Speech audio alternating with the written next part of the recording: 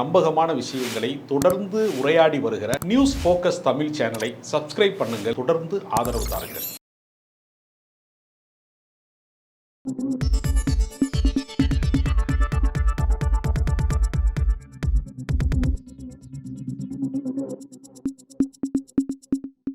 Sir வணக்கம். தமிழ்நாடு விரைவில் சட்டப்பேரவை தேர்தலை எதிர்கொள்ள இருக்கு. பல தேர்தல் சார்ந்த பரபரப்பான செய்திகள் வந்துட்டுருக்கு. இந்த கூட்டணி கணக்குகள், ஒவ்வொரு தேர்தல் நோக்கி சில பரப்புரைகள், இதெல்லாம் ஒரு பக்கம் இருந்தாலும் கரூருடைய வழக்கும் ஒரு பக்கம் அந்த சிபிஐ விசாரணை சூடு பிடிக்குது. அதுவும் அடுத்தடுத்த கட்டத்தில் நோக்கி நகருது. விஜய் நோக்கி வராதுன்னு சொல்லிட்டு இருந்தாங்க ஒரு பக்கம்.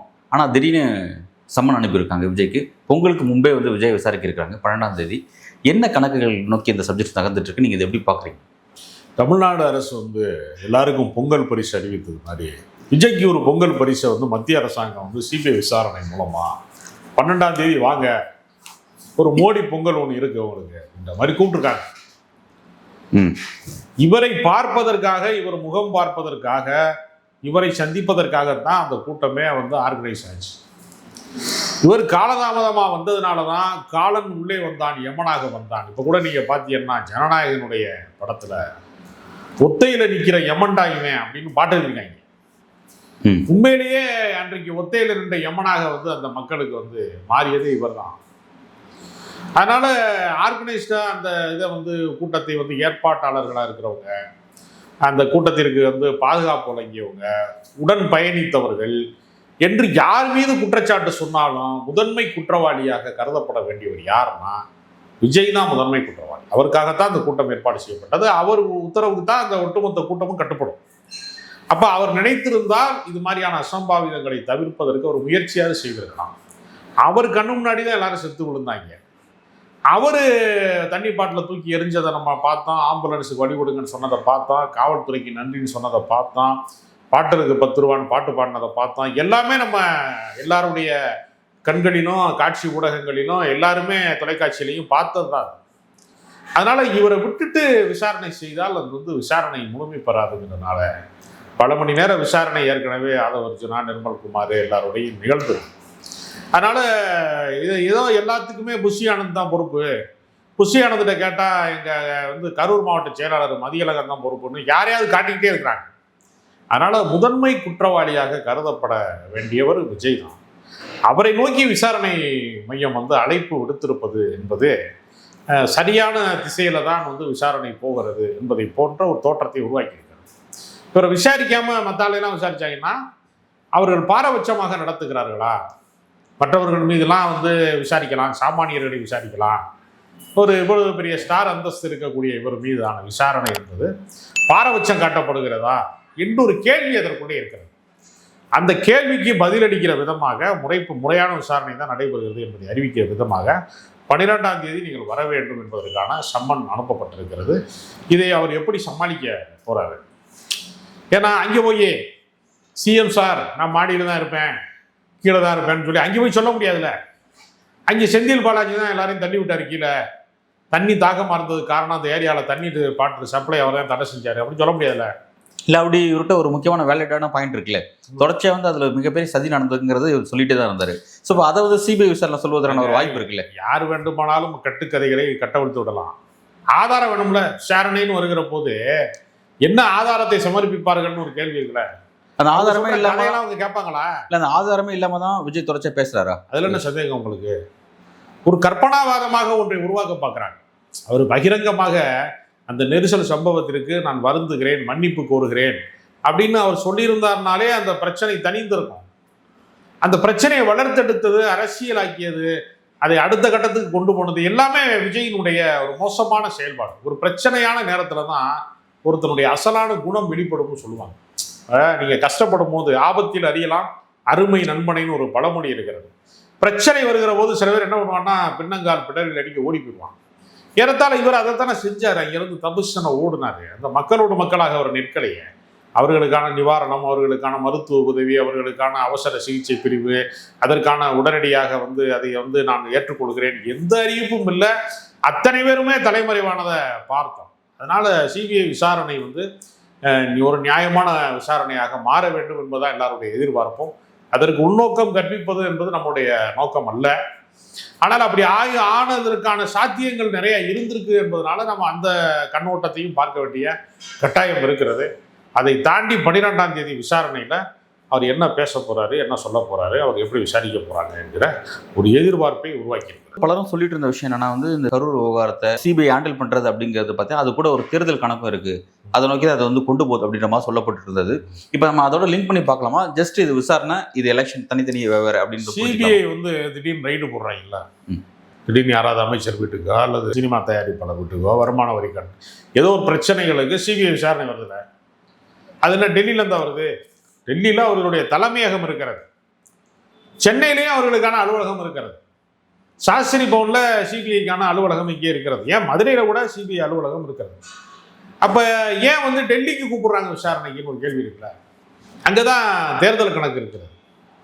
டெல்லிக்கு வருவதன் மூலமாக, ஏன்னா ஏற்கனவே பல பிரச்சனைகளில் பாஜகவுக்கு ஆதரவு நிலைப்பாட்டை நீங்கள் எடுக்கிறீர்களா என்று வெளிப்படையாக கேட்டதெல்லாம் உண்டு. பிஜேபிக்கு வாங்கன்னு அழைப்பு கொடுத்தது கூட உண்டு. இது மாதிரி விசாரணையில் அதிகாரிகள் இந்த பிரச்சனையிலேருந்து நீ தப்பிக்கணும்னா பிஜேபி பக்கம் வந்துருன்னு சொன்னதெல்லாம் உண்டு.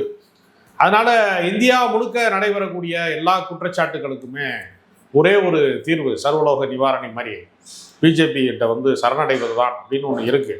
அதனால டெல்லிக்கு அழைப்பதன் மூலமாக சூசகமாக மத்திய அரசாங்கத்தினுடைய விசாரணை மையத்தின் வழியாக பாஜக இவருக்கு அழைப்பு கொடுக்கிறதா? இந்த சம்மன் சிபிஐவினுடைய சம்மன் மட்டுமல்ல, பாஜகவும் சேர்ந்துதான் ஒரு சம்மன் கொடுத்துருக்கு. வெளியில இருக்க கவர் தான் சிபிஐ கவர், உள்ள இருக்கக்கூடிய கடிதம் பாஜகவோட கடிதம் தான் இது அப்படின்னு சொல்லக்கூடியவர்களும் இருக்கிறாங்க. வெளிப்படையா அமித்ஷாவோட சம்மன் தான் இது, அமித்ஷாவுடைய அழைப்பு தான் இது அப்படிங்கிறவங்க. அதனால 2 in 1 பாங்கல்ல, நீங்க ஆடு மேய்ச்சது மாதிரி இருக்கணும், அண்ணனுக்கு பொண்ணு பார்த்தது மாதிரி இருக்கும் பாங்க கிராமத்தில். அது மாதிரி சிலது 2 in 1 நடக்கும். அது மாதிரி இந்த சிபிஐனுடைய சம்மன் வழியாக பாஜகவும் ஒரு சம்மனை இவருக்கு அனுப்புது. அதனால இவர் ஒரு சம்மனை ஏற்றுக்கொள்வதன் வழியாக இன்னொரு இடத்துக்கு ஒரு ஓகே பண்றதுக்கு வாய்ப்பு இருக்கு. ஏன்னா இன்னைக்கு தமிழ்நாட்டு அரசியல்ல திமுகவை அசைத்து பார்ப்பதற்கு, திமுகன்னு ஒரு பெரிய யானை, அதை அசைக்கிறதுக்கு எடப்பாடியால முடியல. அவர் என்ன பண்றாரு, போய் அவர் என்னென்ன குற்றச்சாட்டு செய்தாரு, இவ்வளோ ஊழல் பண்ணாங்க, இவ்வளோ முறைகேடு பண்ணாங்க அப்படின்னு ஒரு ஆளுநர் மாளிகையில் போய் அவர் ஒரு இதை கொடுக்குறாரு, மனுவை கொடுக்குறாரு. என்னமோ அவர் எப்படியா விசாரணை நடத்துங்க அப்படிங்கிற. அவரே பிஜேபி ஆளுநர், இது கமலாலயத்திலே கொண்டு போய் கொடுத்துருக்கலாம், கவர்னர் மாளிகையில் தான் கொடுக்கணும்னு ஒன்றும் கிடையாது. கமலாலயத்துக்கும் கவர்னர் மாளிகைக்குமான வேறுபாடுகளை அகற்றியவர் RN ரவி அவர்கள் அகற்றிட்டார். வேற வேற கிடையாது அப்படிங்கிற அளவுக்கு மாற்றிட்டார். அப்போ இதெல்லாம் எதுக்காக செய்கிறாங்க அப்படின்னா, பிஜேபி ஏற்கனவே இந்த குற்றச்சாட்டுகளை சொன்னது. அண்ணாமலை தலைவராக இருக்கிற போதெல்லாம் திமுக காரங்க இவ்வளோ கொண்டு அடிச்சிட்டாங்க, அவ்வளோ கமிஷன் வாங்கினாங்க. இப்போ கூட அமித்ஷா வரும்போது சொன்னார், புதுக்கோட்டை பொதுக்கூட்டத்தில் 20% கமிஷன் வாங்குறாங்க அப்படிலாம் பேசினார்ல. அப்போ பிஜேபி பேசினா அந்த டோன் எடுக்குமா அப்படின்னா எடுக்கலை. அப்போ எடப்பாடி மூலமாக அதை பேச வைக்கிறாங்க. அதே குற்றச்சாட்டை, அதே இதை நாளைக்கு விஜய் மூலமாகவும் அவர்கள் பேச வைப்பார்கள். அப்போ யார் பேசினா பொதுமக்களுடைய அபிப்பிராயங்களிலே ஒரு மாறுதல் வரும், ஒரு அசைவு ஏற்படும் அப்படிங்கிறதுக்கு ஒரு தேர்தல் அரசியல் கணக்கு இதற்குள்ளே தெளிவாக இருக்கிறது தான் நம்ம பார்க்க வேண்டியிருக்கிறது. இதை வெறுமனே ஒரு விசாரணை தான் என்று நம்ம கடந்து போக முடியாது. ஆனால் இவங்க விவரமே இல்லாமல் நீதி வென்றது அப்படின்னு எடுத்தவொடனே சொன்னது இருக்குல்ல, அது யாருக்கான நீதிங்கிறதா? நீதி வென்றது உழைத்தால் உயரலாம், யார் உழைத்தால் யார் உயரலாம்னு ஒரு கேள்வி இருக்கு. யாரோ உயரத்தான் போகிறேன், படிக்கட்டுகள் அதே இடத்துல தான் இருக்கும். ஏறி போகிறவன் தான் மேலே உயர்ந்துக்கிட்டே போவான், வேற உயரங்களுக்கு போவான். ஃபர்ஸ்ட் ஃப்ளோருக்கு போகிறோன்னா, செகண்ட் ஃப்ளோருக்கு போகிறோன்னா படிக்கட்டாக போகுது, எஸ்கலேட்டர் தான் போகும், நார்மல் படிக்கட்டு போகாது. அது மாதிரி ஏதோ ஒரு நோக்கம் இருக்கிறது எல்லாத்துக்கும் பின்னாடி. அதனால விஜய் இதை எப்படி எதிர்கொள்ள, அதாவது பிரச்சனை என்று வருகிற போது தான் ஒருத்தருடைய அடிப்படை பண்புல இருந்து தலைமை பண்பு வரைக்குமே வெளிப்படும். ஏன் திமுக இப்போ நீங்கள் இன்னொரு பக்கம் பார்த்தீங்கன்னா, திமுக கூட்டணியை உடைக்க வேண்டும் என்று பல கடுமையான முயற்சி செஞ்சு பார்த்தாங்க. வேங்கை வயல்னு கத்தி பார்த்தாங்க. அதுக்கும் ஒன்றுமே, அதாவது வேங்கை வயலில் சம்பந்தப்பட்டவர்களுக்கு எதிராகவே, பாதிக்கப்பட்டவர்களுக்கு எதிராகவே கூட குற்றச்சாட்டு வந்த போதும் கூட கூட்டணி முறிவு ஏற்படலை. சாம்சங்னு கத்தி பார்த்தாங்க, அப்போவும் கூட்டணி முறிவு வரும்னு எதிர்பார்த்தாங்க, வரலை. வேல்முருகன் சவுண்டை கொடுக்குறாரு, இப்போயாவது ஏதாவது ஒன்று நடக்கும்னு எதிர்பார்த்தாங்க, அங்கேயும் நடக்கலை. இப்போ ஒரு குட்டி கலட்டாவை பிரவீன் சக்கரவர்த்தி வழியாக காங்கிரஸ்காரங்க ஒரு கலட்டா பண்ணி பார்க்குறாங்க. மாணிக்கம் தாக்கூருங்கிறவர் ரொம்ப சொற்ப வித்தியாசத்தில் வெற்றி பெற்றவர். அவர் வந்துக்கிட்டு அவர் ஒரு சவுண்டை கொடுக்குறாரு. எல்லாருமே கத்துறது எல்லாமே இந்த ஆட்டத்தை கலைப்பதற்கு வேறு வேறு முகங்களிலே, வேறு வேறு குரல்களிலே, வேறு வேறு ஆட்களை வச்சு பேசி பார்க்குறாங்க. ஆனால் இது வந்து ரொம்ப இரும்பு கோட்டையாக இருக்கு, இது மண் கோட்டையா இல்லை. இதை வந்து கலைக்க முடியலை, ஒன்றுமே பண்ண முடியலை.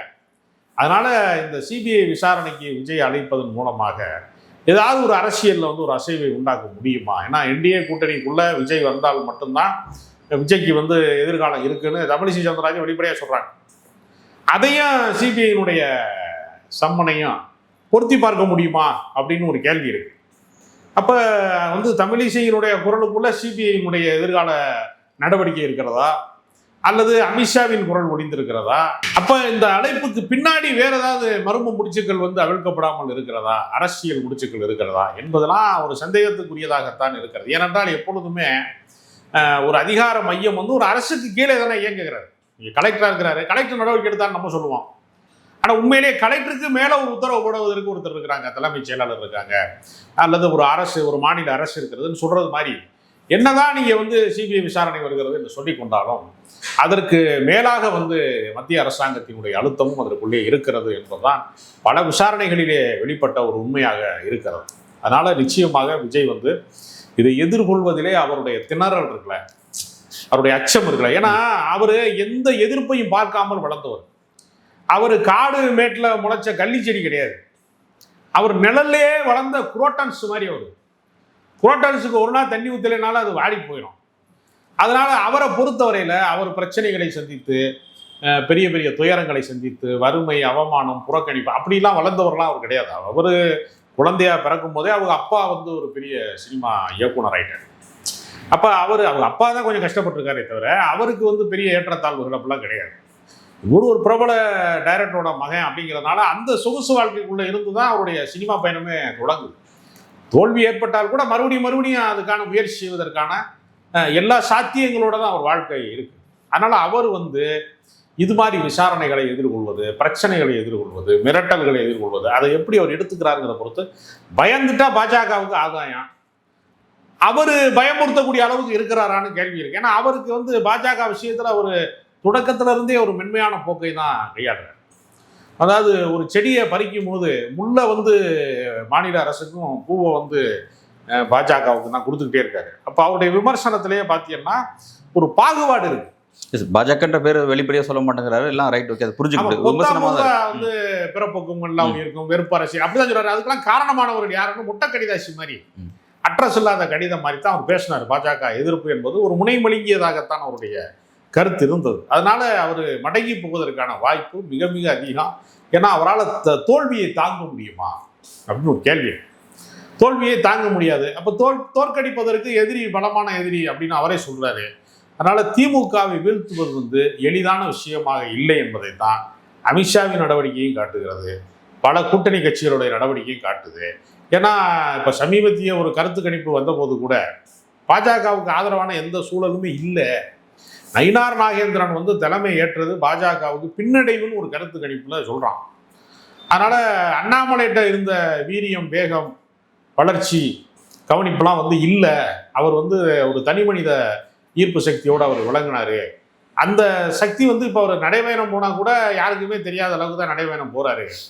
ரொம்ப பத்திரமான நடைபயணமா இருக்கு, பாதுகாப்பு பிரச்சனை இல்லாத அளவுக்கு ரகசியமா போயிட்டு வர்றாரு. தலையில முக்காடு மட்டும்தான் அவர் போட்டு போகல, அந்த அளவுக்கு ரகசியமா போயிட்டு வந்திருக்காருன்னு சொல்ற அளவுக்கு எந்த ரியாக்ஷனுமே இல்லை. அரசியல் ஏதாவது ரியாக்ஷன் வேணும்ல. எஸ், அது புரிஞ்சுக்கலாம் சார். பாஜகவோட அரசியல் என்னவா இருக்கு அப்படிங்கிறது நீங்க சொல்ல நான் புரிஞ்சுக்கிட்டேன். இப்போ என்னோட இந்த விஜயோட சப்ஜெக்ட்ல நான் கேட்க வேண்டிய விஷயம் என்னன்னா, ஏற்கனவே இந்த சிபிஐ விசாரணை பற்றி விஜய்க்கு ஒரு மாறுபட்ட கருத்து இருக்கு. அவர் என்ன சொல்றாருன்னா, அது வந்து இப்போ லாக்அப் டெத், அஜித்குமாரோட டெத்தில் வந்து ஏன் சிபிஐக்கு நீங்கள் கொடுத்தீங்க, அப்போ வந்து நீங்கள் அவங்களோட வந்து ஒரு உறவில் இருக்கீங்களா அப்படின்ற மாதிரிலாம் சில விஷயங்கள்லாம் பேசினாரு. இன்னைக்கு இவரே இந்த சிபிஐ விசாரணை எதிர்கொள்றாரு, இவரோட விஷயத்தில் நீங்கள் சிபிஐ போய் சிக்கியிருக்காரு அப்படின்னா இப்போ இதை இவர் எப்படி எடுத்துப்பார்? ஒருவேளை நான் என்ன கேட்குறேன்னா, இந்த வழக்கை தமிழ்நாடு கவர்மெண்ட் விசாரிச்சிருந்தாங்க, ஒரு நபர் ஆணையம் விசாரிச்சிருந்தாங்கன்னா அப்படின்னா அது வந்து திமுக பிளேம் பண்ணுறது ஒரு வாய்ப்பாக இருக்கும். இப்போ சிபிஐ தான் விசாரிக்குது. சப்போஸ் இதில் இந்த விஷயத்தில் ஜட்ஜ்மெண்ட் அவருக்கு எதிராகவோ, விசாரணையோட முடிவுகள் அவருக்கு எதிராகவோ வந்ததுன்னா அவர் எப்படி போர்ட்ரேட் பண்ணுவார்? இல்லை, அவருக்கு உண்மையிலேயே அரசியல் தெரிந்திருந்தால் திமுகவுடைய மாநில அரசினால் நியமிக்கப்பட்ட அந்த ஒரு நபர் ஆணையத்தின் வழியாக விசாரணை வருகிற போது அவருக்கு சாதகம் இல்லாமல் வந்தால் கூட திமுகவின் சதி என்று சொல்லி அவர் அரசியல் செய்வதற்கு ஒரு வாய்ப்பு கிடைத்திருக்கும். இப்போ அவர் என்ன பண்ணிட்டாருன்னா, இவங்களா போய் ஒரு மேல்முறையீட்டு விசாரணைக்கு வந்து இவர்கள் வந்து மனு போட்டு டைரக்டா போடல, தாவேகா தரப்புல ஆள் போடல. வச்சு தானே போட்டாங்க. ஆனா ஆதவர்ஜனா வந்து வேற வேற ஆட்களை வச்சு போட்டாங்க. ஏதோ பாதிக்கப்பட்டவர்கள் சார்பா போட்டோம்னு சொல்லிக்கிட்டாங்கனாலும் இவர்கள் தான் வக்கீல் வச்சு எல்லாம் பண்ணாங்க. பாதிக்கப்பட்ட மக்கள் வந்து அவன் வீட்டுல இழவு விழுந்திருக்கு, அவன் உயிர் பறி போயிருக்கு, அந்த துக்கத்துல இருந்து கரையேற முடியாம கிடக்கிறவன் உச்ச நீதிமன்றத்துக்கு டெல்லிக்கு போய் மனு போட்டு வந்து மேல்முறையீட்டு விசாரணை கேட்கக்கூடிய அளவு இருக்கு. அவர்கள் வந்து மிகப்பெரிய வசதி படைத்தவர்களோ மிகப்பெரிய இது வந்து அதிகாரம் படைத்தவர்களோ அல்ல, அவர் சாதாரண எளிய மக்கள். அவங்க போய் எப்படி அதெல்லாம் கேட்க முடியும்? அப்ப அவங்க பேரை சொல்லி இவங்க மனுவை போட்டாங்க. இது என்னன்னா வந்து வலைய விரிச்சு வச்சு அதுல போய் நானே தான் மாட்டிக்கிட்டேங்கிற மாதிரி, அவர்கள் விரித்த வலையில் அவர்களே சிக்கி கொண்ட மாதிரி மத்திய அரசாங்கத்திற்கான வாய்ப்பை, பாஜக அதிகார மையத்துக்கான வாய்ப்பை இவங்களே ஏற்படுத்தி கொடுத்துட்டாங்க. மாநில அரசுக்குள்ள விசாரணை நடந்திருந்தா காப்பாற்றி விட்டாலும் உனக்கு நன்மை, காப்பாற்றாம விட்டாலும் அரசியல் செய்வதற்கான வாய்ப்பு. அதனால யாரு கூட இருந்து ஐடியா கொடுக்குறாங்க அப்படின்னு ஒரு கேள்வி இருக்குல்ல. ஆதவர்ஜனா மாதிரி ஆளுங்க தான், ஆதவர்ஜனா தான் அதற்காக முழுமையான பொறுப்பு என்று அருகில் இருப்பவர்கள் சொல்றாங்க.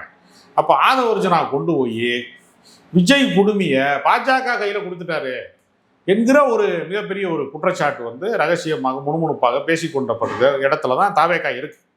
அதனால இது விஜய்க்கு பின்னடைவாகத்தான் அது போகும். ஏன்னா ஒரு மாநில அரசோடு மோதுவது என்பது வேறு, ஒரு எல்லா அதிகாரத்தையும் கையில வைத்திருக்கக்கூடிய ஒரு மத்திய அரசாங்கத்தோடு மோதுவது என்பது வேறு.